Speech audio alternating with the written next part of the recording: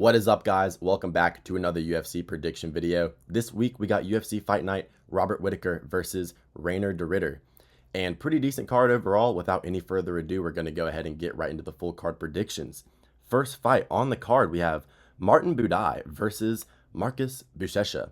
Now, Marcus bushecha, he is a BJJ specialist, had a large BJJ background, extensive, tournaments and everything like that, world champ. Very high level grappler. Fought over and won 5-1 in MMA. Not a lot of experience. Martin Buday, on the other hand, a lot of UFC experience, but against super low level guys. Got TKO'd versus Shamil the Blob Gaziev.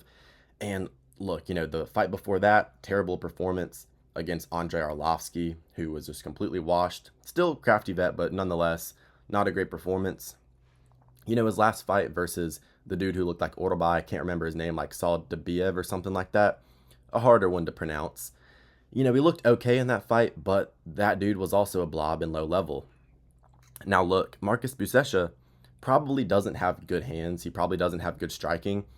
If he gets the fight to the ground, maybe he can pull off a submission. But, if his takedown entries aren't very good, he could gas out and just kind of get blobbed up against the fence. Martin Buday could just use, some good cage pressure, just kind of use his hands a little bit, use his weight and his size, to stink out a decision. It's a low-level heavyweight fight, to be honest here. Marcus bushecha could pull off the sub, but I'm actually going to take Buday to get a stinky decision here just based off of more UFC and MMA experience, even though the level of competition is absolutely terrible. Next fight on the card, Muhammad Yayha versus Stephen Nguyen. Stephen Nguyen lost his UFC debut versus Jarno Aarons, but did look decent on the Contender Series. Lost on the Contender Series. No, he never did lose on the Contender Series. He won on the Contender Series twice, I believe, getting a finish in the second time. And look, he's taking on Muhammad Yayha, who, tends to get spots on these Abu Dhabi cards, but he just is not very impressive whatsoever. I don't think he holds a UFC victory.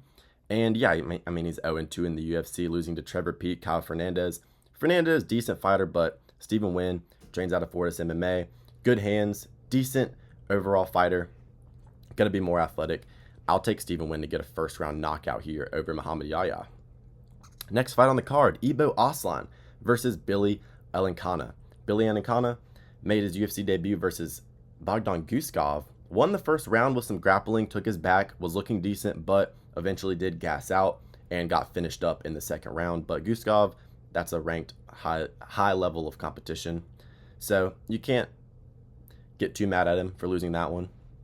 The fight against Aslan, it's a tricky matchup because Aslan has very powerful hands, a very good finishing threat, and his grappling defense has been improving on a fight-to-fight basis.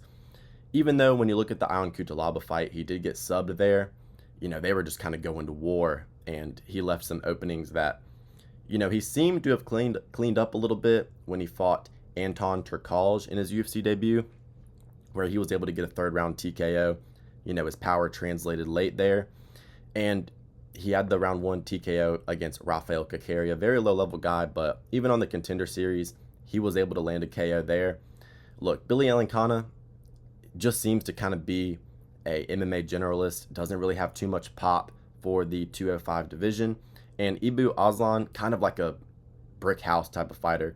It's going to take a guy like Ion Cutelaba, who's really going to get scrappy with him on the feet and then change levels, kind of surprise him.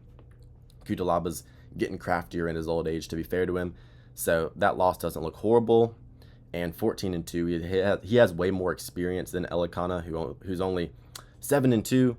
Give me Aslan to win a dominant 30-27 decision here. I think Billy Elenkana can kind of survive, but I think Aslan, he's going to get some knockdowns throughout the fight. And yeah, I think third round TKO or 30-27 decision. I think Aslan, is going to have a slow start. He's going to be weary of the grappling, but eventually he's going to pour it on. I think he's going to be a little bit more reserved, which is why I'm taking him here to win a decision. I think he's going to be a little more reserved than his last two fights. I think he'll learn from the mistakes he did make. And yeah, I think he's kind of due for a decision win. So yeah, give me Aslan to win a decision. Next fight on the card, Blackshear versus Davy Grant. Davy Grant is a super crafty vet, Arguably beat Yanez and Daniel Marcos. Good performances in both of those fights. Was able to beat Ramon Tavares last time out. And, stain Jonathan Martinez. The dude's crafty. He has great volume, good striking, unorthodox. And even though he's like 40 years old, still, pretty athletic for the most part. Moves around well. Isn't super chinny either, even facing guys that are young who hit really hard. David Grant as well, kind of a slight submission threat. His grappling overall isn't too good in terms of his wrestling, offensive, defensive. But, there is a small submission threat, but that's not really going to be there whatsoever against a Damone Blackshear who, last time out really showed to have improved his striking. He didn't change levels at all in that fight. Really seemed to be like he was so comfortable against his opponent that he just wanted to improve his striking, where that's where he has had some deficits in his career. You look at the Mario Bautista fight, you look at the Montel Jackson fight, of course, but, even in the Cody Gibson fight where he was kind of getting touched up with a little bit of volume, he still was able to get the takedowns. And once he does get the takedowns, where he does have very good takedown entries, good wrestling, he's nasty on the ground. His submission ability, his BJJ skill set is absolutely, refined. And he's a very good submission threat. A lot of UFC experience now. And, the only guys he's really lost to are decently high level. Take the Basharat loss for what you will. But, he's been on a run. I think he's going to be able to get his grappling going, where he's going to be a little bit more athletic, going to be a little more young. And I think that just kind of the speed of the takedown entries and the pressure he's going to be putting on David Grant with the improved striking is going to open up the takedowns. So, yeah, I think Damone Blackshear is going to get a submission here. David Grant, he'll start good early. He'll land some volume, but eventually Blackshear, he's just going to beat him to the punch in an exchange. He's going to be able to change levels. And once he gets it to the ground, I do think it's going to be a wrap, because Blackshear, he's proven to be a very high-level submission threat. And he's been pulling it off against this level of competition. Until he really takes a step up, I'm going to continue to pick him by sub, because that is really, an X factor that he has in all of his matchups. And, he hasn't been chinned other than Montel Jackson, who really does hit like a truck and landed the perfect shot. I don't think Grant is going to be able to knock out Blackshear, and it's going to be hard for him to win a decision, constantly defending the grappling. So, yeah, I'll take Blackshear to win by submission round 2. Next fight on the card, the King of Kung Fu, Muslim Salikov versus Carlos Leal. Look, Salikov, crafty vet, good performance against Santiago Ponzinibbio, and also had that awesome spinning wheel kick against Son Kanon last time out on the China card. Was stopped pretty badly, though, by Randy Brown, and that's going to lead me to picking Carlos Leal by TKO, because, look, Salikov, he's good, he's a technical striker, but that's kind of a perfect stylistic matchup for Carlos Leal. He is definitely, first and foremost, a kickboxer, kind of fights like Alex Pereira, heavy on the front foot, constantly aggressing, constantly being the aggressor, being aggressive, and, he's just a fucking marauder at the end of the day. Comes forward with big, powerful strikes. He beat Renat Fakhretdinov for sure, landed way more damage in that fight. He got completely robbed by the judges, and then stained Alex Morono last time out. Really made Alex Morono look like a heavy bag there. Good body shots, nasty in the clinch, heavy hands, and he's decently accurate as well. He's not a stupid marauder. He actually does have technique, but yeah, he's still pretty, young for the welterweight division, only 31 years of age. And yeah, I think he is going to get the job done here by TKO. Yeah, give me Carlos Leal, round 1 knockout against Muslim Salikov, because Salikov, he's going to be trying to be, technical, landing kicks at range, but Carlos Leal, he's just going to march him down, get him against the fence, land big shots in close, and then eventually find that finish. So yeah, it's not really going to be that technical of a fight, but Carlos Leal just gets it done. Just an absolute marauder. I like to watch him fight. Very entertaining guy.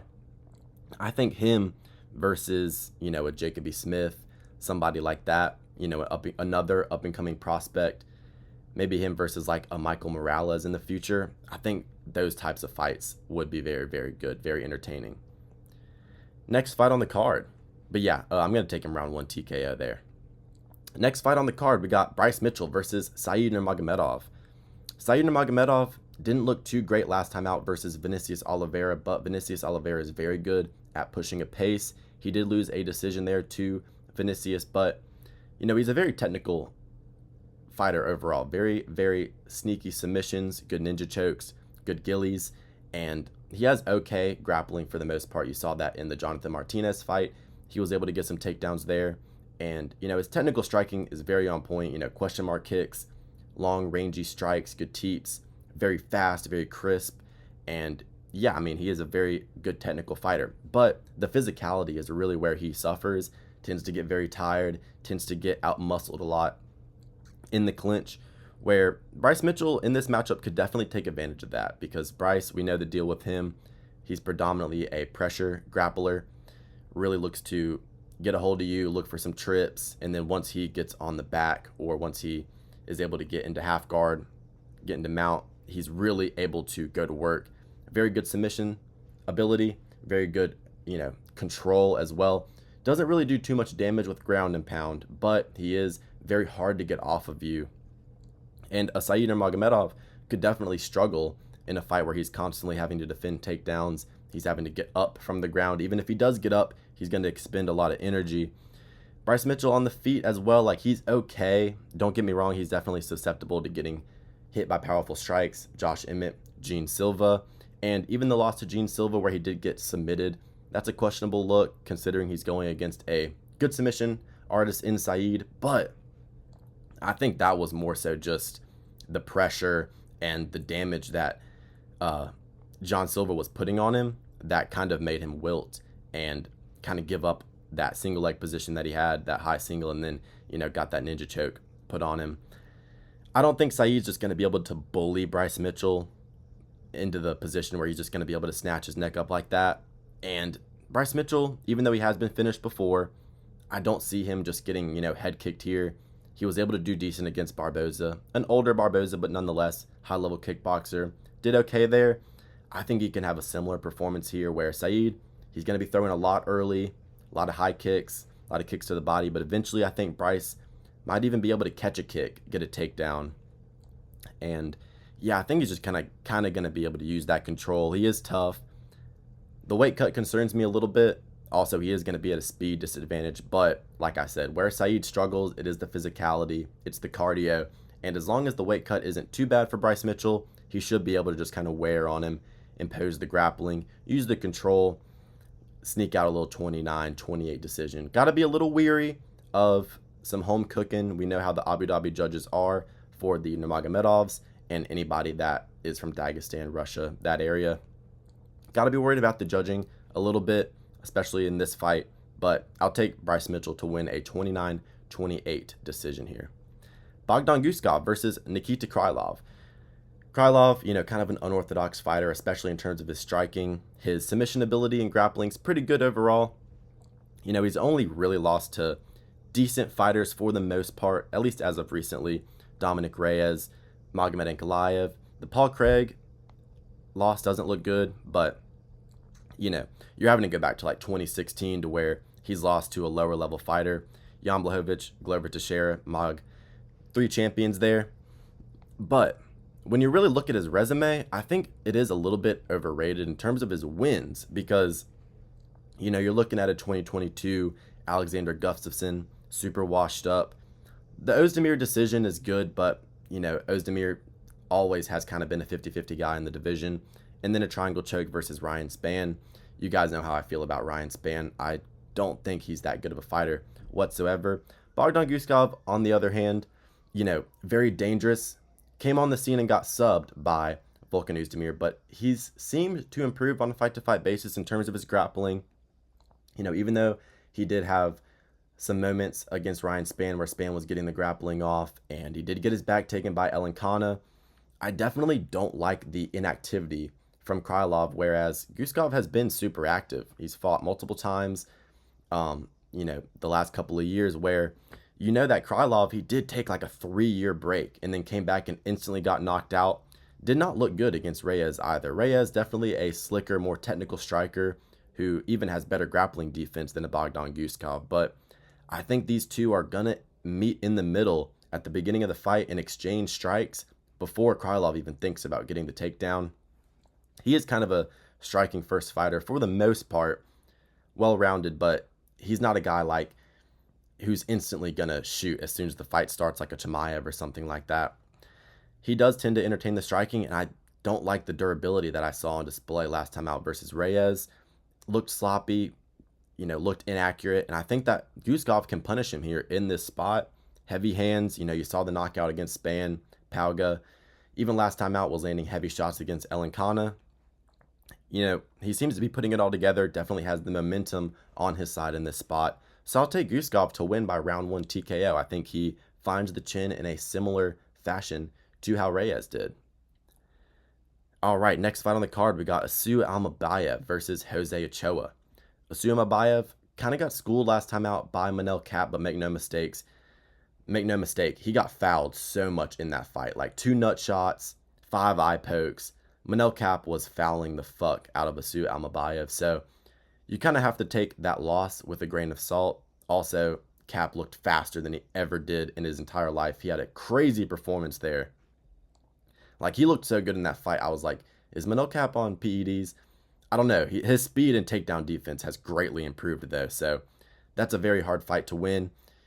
And, other than that, he has had good success in the UFC, beating guys like Jose Johnson, Ode Osborne. The Ode Osborne win is decent. That's aged well. He's gotten a couple wins since then.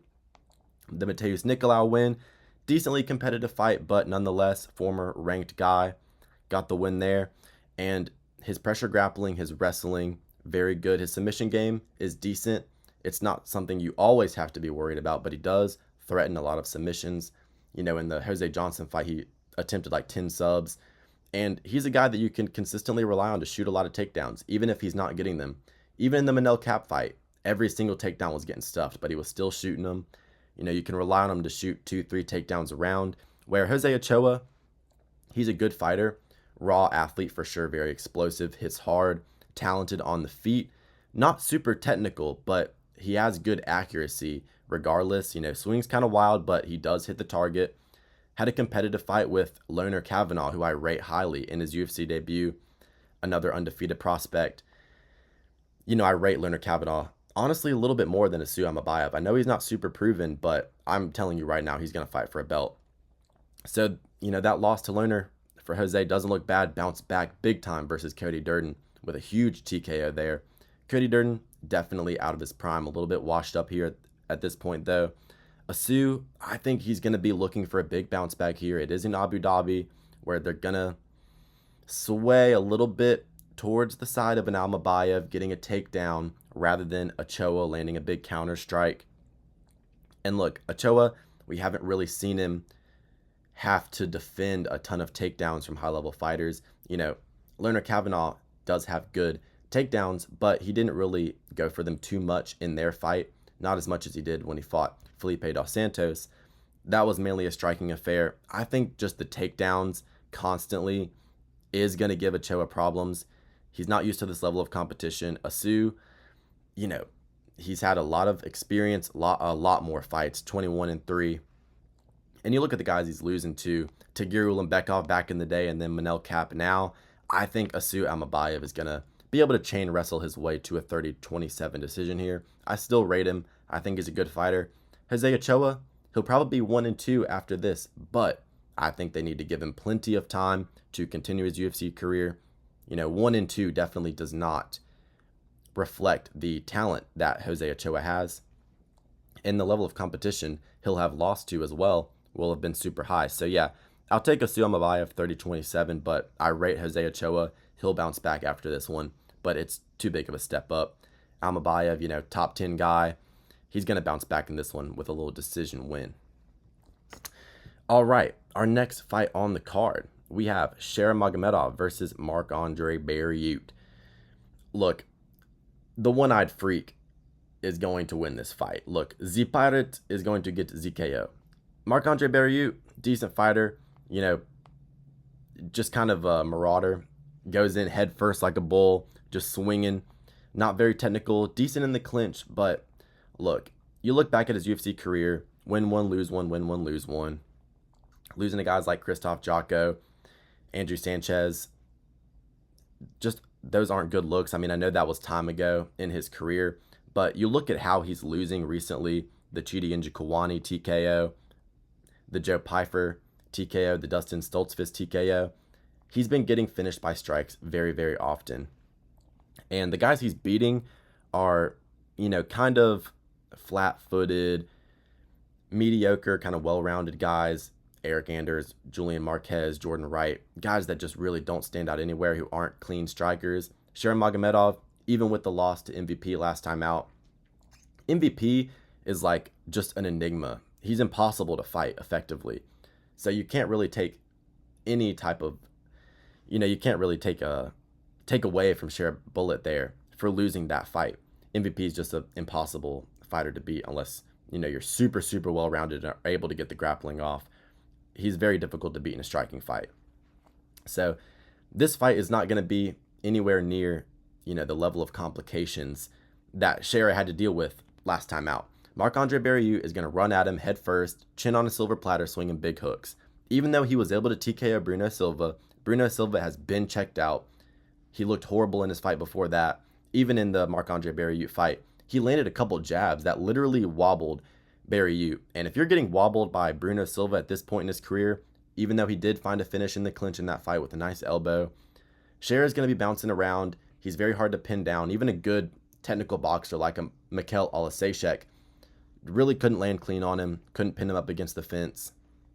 Unless you're a guy that can really go tit for tat and confuse him, he's going to outstrike you. So give me Shara to win this one, round 1 TKO. Look, Bruno Silva rocked him. Dustin Stoltzfus KO'd him easy, 1 strike.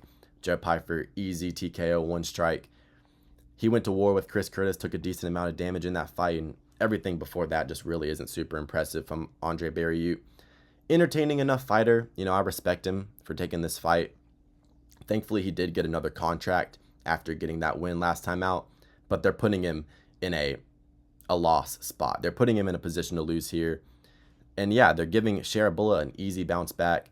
He's going to snipe him with something clean down the pipe. I think it's going to just be like a 1-2 head kick, and he's going to put Marc-Andre Barriault out. So yeah, give me the freak Shara Bullet Magomedov to win with his one eye via round 1 head kick. All right, next fight on the card, we have my boy Petr No Mercy Yan versus Marcus McGhee. Look, Marcus McGhee, he's a good switch stance kickboxer, decent with his volume as well. Nice, right hooks in tight. But that's kind of all he has to his game. He has a decent big blast double, and I think he was able to get a submission against, was it Journey Newsome earlier in his UFC career? He's only had 3 UFC fights. Yeah, subbed Journey Newsome, was able to TKO JP Buys, Gaston Bolaños, but those are 2 very, very low-level fighters, let's be real. Bolaños, decent striker, but really had nothing for him there in terms of the physicality, and he also mixed in some grappling there. I picked him over Jonathan Martinez, I had money on him there as well. He got the job done, but I didn't love the performance. He was hobbling around after getting hurt with the leg kicks in round 3. The volume in round 3 as well wasn't great. Jonathan Martinez also didn't do jack shit in that fight, threw no volume whatsoever. I swear Jonathan Martinez threw like less than 25 significant strikes in that fight.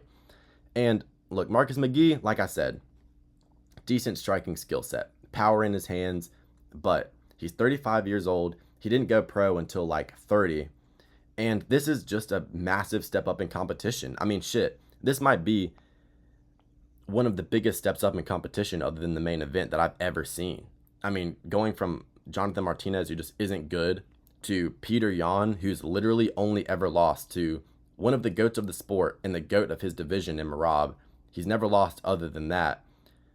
One of the most skilled technical fighters in UFC history, if not the most skilled and technical fighter in UFC history, aside from submissions. Look, Petr Yan is going to fucking rout him. He's going to destroy him, pillar to post. Marcus McGhee might start fast. He might have a little bit of volume on Yan, but I don't see him getting a knockdown in round 2 or 3, and he would have to do that to be able to win this fight, because Petr Yan, for sure, will be doing the better work in rounds 2 and 3. He's an absolute maestro. You know how I feel about Petr Yan's game if you've listened to my predictions about him whatsoever. I mean, you have probably the 2nd or 3rd best boxer in the UFC right now. His defense is flawless. I mean, nice long guard, beautiful head movement. very, very hard to hit clean. And, you know, his offense, the uppercuts, beautiful, beautiful jab. He can mix in everything perfectly. You know, can kick all through levels from both stances, spinning attacks. I mean, you name it, Petr Yan can do it. He's one of literally the best fighters on the entire planet. If you want to learn how to fight in MMA and you want to learn how to do it the right way, technically, you watch Petr Yan. I mean, he's flawless with everything he does. And I have to pick him here. Look, you're talking about beating some of the best fighters this division has ever seen. Beat Aljo twice. I don't give a fuck what anybody says. He beat the fuck out of Aljo and TKO'd him. That was a TKO. Whether it was legal or not, he knocked Aljo out after beating the piss out of him for 15 minutes. In the second Aljo fight, close fight, I scored that for Yan, for sure. You look back at verdict, you look back at the media scorecards, everybody had Yan winning that fight against Aljo the second time. Got robbed versus Sean O'Malley, won that fight against a champion in the division, one of the best strikers that we've ever seen in the UFC, who is much more dangerous and talented than a Marcus McGhee, who's going to give him more issues, you know, at range with the straight shots than a Marcus McGhee, who does need to close the distance and use some inside shots. Petr Yan thrives there. You want to talk about a performance where Petr Yan had really good work in the pocket? Look back at his win over, one of the GOATs, Jose Aldo. Schooled him, TKO'd him in the 5th.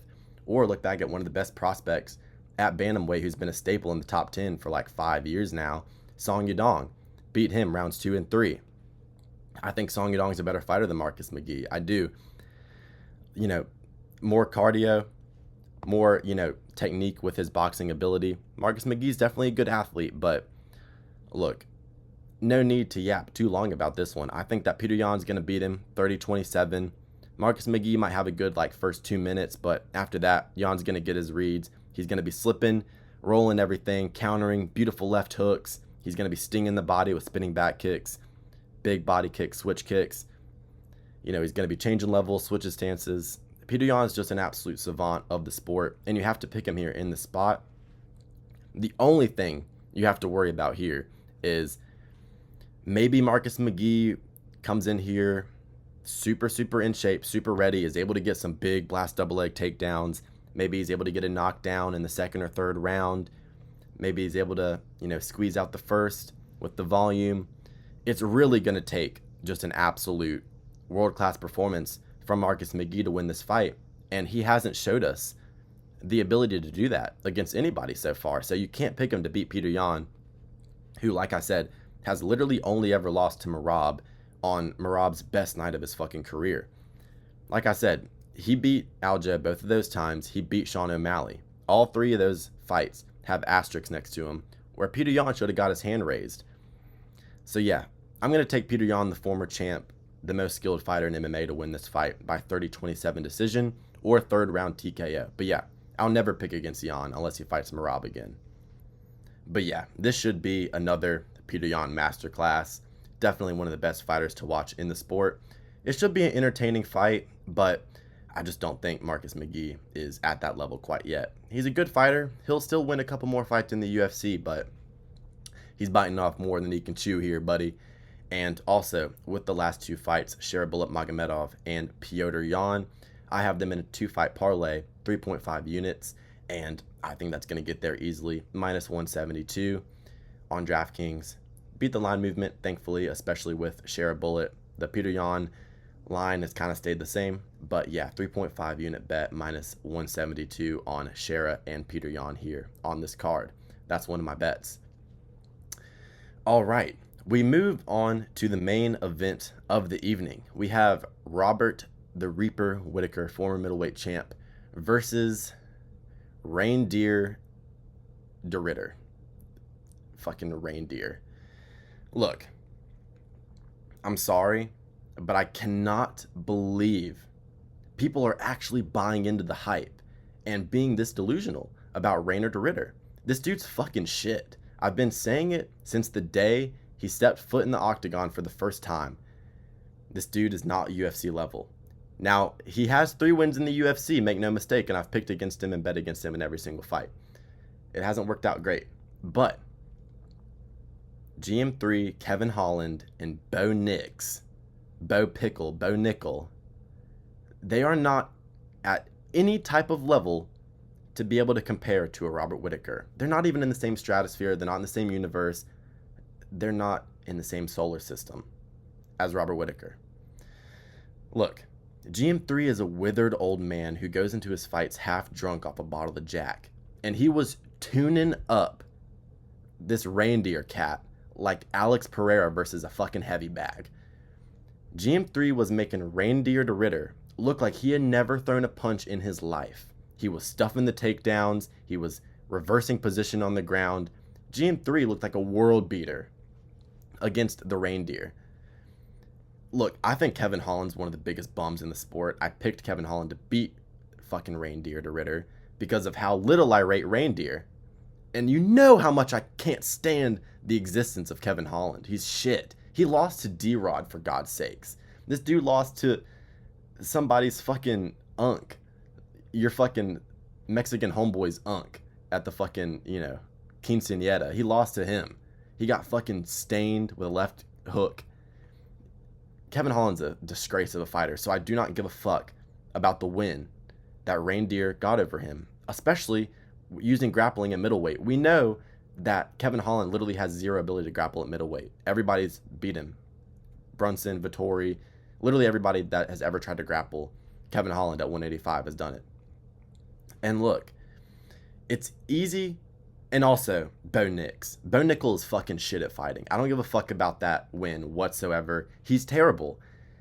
This dude literally completely quit after, he actually had a beautiful reversal. It was like an ankle pick after he, turned Reindeer against the cage and he got in top position. I said, okay, now we're cooking. Bo Nickel, just get the takedowns and lay right here. This dude's a jiu-jitsu guy. He's going to try to play off his back, get a takedown and lay there, and you can win the fight easily. You're like the best fucking wrestler to ever come in the UFC. You can't lay on a motherfucker for 15 minutes. But he goes for a guillotine, a mounted guillotine, gets reversed, and as soon as he loses that position, you can look at Bo Nix's face. He instantly accepts defeat. He said, oh my God, I just lost a grappling exchange. I'm getting tired as well. Bo Nickel went from white to cherry fucking red at the end of that round, just based off of pure exhaustion and stress. It wasn't really that Reindeer de Ritter was doing such great work. It was just Bo completely choked. Bo has zero ability to strike. He has no footwork. He has no setups. He doesn't have a jab. He doesn't have a leg kick. I mean, he literally has zero fundamentals whatsoever. He has athleticism and NCAA wrestling. Not even good MMA wrestling. Shit, Robert Whittaker's MMA wrestling's more proven than Bo Nix. So I don't care about him getting a little knee in the clinch victory against Bo Nix, where the knees that he was landing were so goofy and it's just they weren't even that impactful. He is not folding Whittaker in the clinch with these pathetic little knees. And look, let me just talk about the stylistic breakdown here real quick. Everybody is looking at their last couple of fights where it's easy to look at Rayner versus Holland and Chimaev versus Whittaker and say, oh, Rayner can do the same thing that he did to Holland that Chimaev did to Whittaker. It's not the case. Holland's a fucking bum, and Chimaev is one of the most lethal submission artists in UFC history. Fuck it. He is the most lethal submission artist in UFC history. He also has some of the best takedown entries in UFC history, aside from Khabib. He's number 1 or 2. Chimaev literally was like a centimeter off the ground when he shot that takedown. I mean, that was the craziest low double I've ever seen in my entire life. I picked Chimaev by round 1 sub there. Reindeer de Ritter has the athleticism of a fucking drunk baby giraffe when he's shooting a takedown. It's sad. I mean, the dude literally, he doesn't shoot clean takedowns. It's not, a nice uppercut, overhand, takedown. Like fucking Chimaev, super quick, you can't even fucking react. It's him fucking, really reaching for that fucking collar, and he's so slow and cumbersome. He has no strikes to set it up. He's not fast, and everybody's like, oh, he's 6'4", he's huge. He used to fight a heavyweight. He used to fight a light heavyweight. I don't think you can. You clearly have not watched enough ONE FC because you're trying to be too hardcore. You're like. Because you see it in the comment sections all the fucking time. People must not realize this dude's a double champ, picking against a double champ. I promise you, the MMA level in one championship, you can find higher level fights on YouTube watching street beefs. The MMA level in one championship is laughable and disgraceful, especially in the higher weight classes. And you're taking so much stock into him. Former heavyweight, former light heavyweight, former double champ in ONE FC. Yeah, I'm a former double champ at the local McDonald's. It's the same fucking concept. It means nothing to me. I'm telling you, that is the most overrated thing you can possibly look at. The one championship level of competition is dog shit in the higher weight classes. Lighter man skill. Robert Whittaker is going to be 20 times faster and 20 times slicker and cleaner and snappy and quick twitch than anything fucking Reindeer de Ridder has ever seen, watched, or trained with in his entire life. Robert Whittaker literally built his career off of beating guys like this, higher level fighters than a Reindeer de Ridder. Think about how Robert Whittaker even became who he is today. Beating Jacare Souza, beating Derek Brunson, beating Yoel Romero twice. The draw, whatever. I consider that a win for Whittaker. These guys are much better, much more proven, and much more dangerous, much more athletic, better in basically every way than Reindeer de Ridder. And that's literally how Robert Whittaker built his career, how he got to the top. You look at his last win, very similar stylistic matchup in a main event in Abu Dhabi, 5 rounds. Against Ikram Aliskerov, who I'd picked to beat Reindeer de Ridder. Robert Whittaker schooled him. He taught him a fucking lesson. Ikram Aliskerov quite literally walked across the stage and collected a fucking diploma against Robert Whittaker. He schooled him that bad. And he's going to do the same thing to the fucking Reindeer the Diddler, Rainer de Ridder, whatever his fucking name is. I don't care. Robert Whittaker is knocking him out in the first round. Yeah, who's Robert Whittaker lost to recently? Dricus du Plessis, one of the GOATs at middleweight. With excellent striking, with way more physicality, way more strength, way better in every aspect of MMA than Reindeer. Khamzat Chimaev, literally the most dangerous grappler in MMA history. Israel Adesanya, horrible reach disadvantage, stylistic nightmare in a way in terms of the striking. One of the best middleweights of all time. You're talking about 2 GOATs of the sport and a future GOAT in that division in Khamzat Chimaev. It's not even comparable in the slightest to the level of competition that Rainer de Ridder has beat, has fought, and the level of skill that he has. I mean, literally, he has a flimsy little teep, shitty arm punches that have no coordination or accuracy or power. I don't care about his little sloppy hook that he dropped GM3, who has the chin of an actual piece of paper. I don't care about that little knockdown. He's not chinning Robert Whittaker. Dricus du Plessis landed a jab to be able to finish Robert Whittaker, caught him off guard. Dricus du Plessis hits like a truck. Rainer de Ridder does not have that type of power.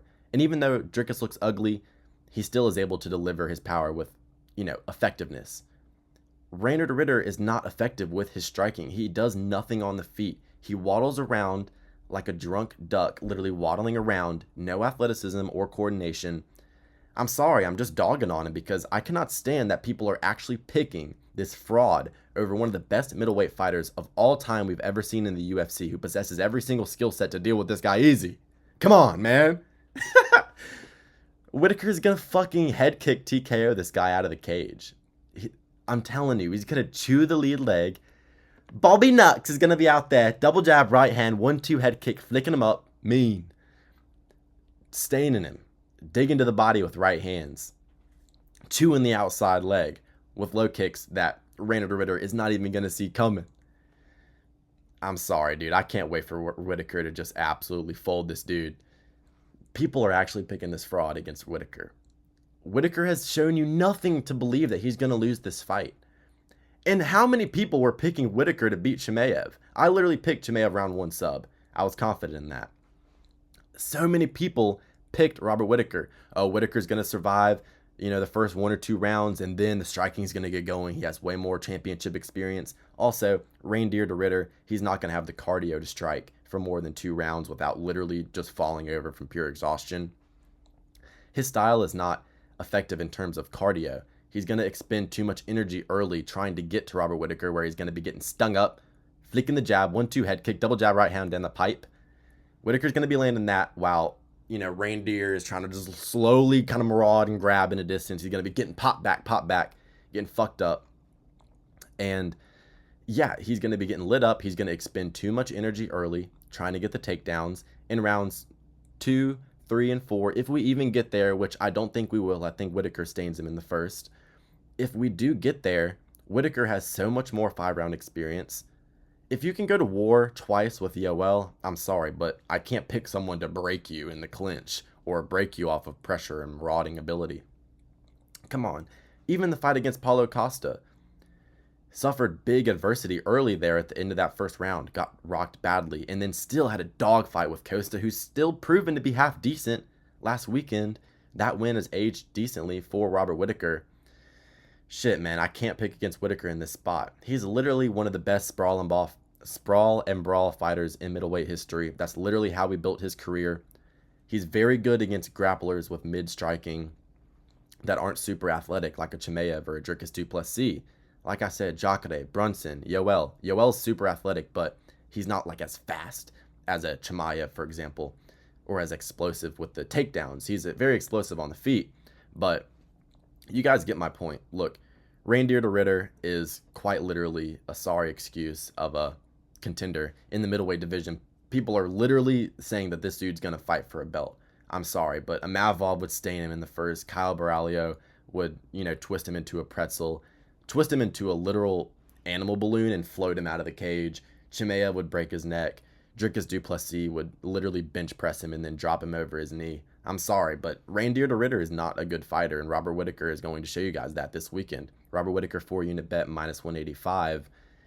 He's going to make it look absolutely easy. He's going to stain him. I'm sorry, but the striking differential is not even comparable, and you can't say that because Chimaev took down Whittaker and subbed him, where Whittaker was actually doing decent getting out of some of those bad positions early. I mean, it took Chimaev until about the last minute of that fight to even get the sub. And you look at fucking GM3 stuffing takedowns, reversing position, getting back up. I know GM3 is a good grappler, but he's nowhere near the athlete or just the overall MMA fighter that Robert Whittaker is. Robert Whittaker is going to stuff every takedown, shuck him off. He's going to be way too fast for him to even really get into distance safely. Whittaker's going to tune him like a guitar. First or second round TKO. There it is. If you guys enjoyed the video, like and subscribe. Leave a comment if you agree or disagree. Thank you guys for watching all the way through, and have a great rest of your day. Enjoy the card this weekend.